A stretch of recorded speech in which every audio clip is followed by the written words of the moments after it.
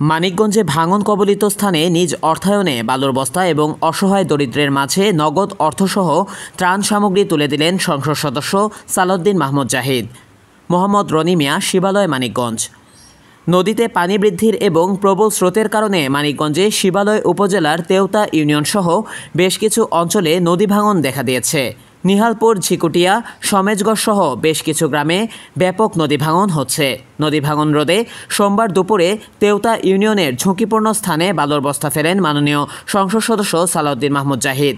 এ সময় তিনি ভাঙন কবলিত অসহায় হতদরিদ্র মানুষদের মাঝে নিজ অর্থায়নে নগদ অর্থসহ ত্রাণ সামগ্রী তুলে দেন।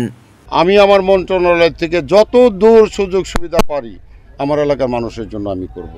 যাদের বাড়িঘর ভেঙে গেছে, যারা নাকি একটু নিম্ন আয়ের মানুষ, তাদেরকে আমি পুনর্বাসিত করব, তাদের ঘর করার ব্যাপারে সহযোগিতা করব।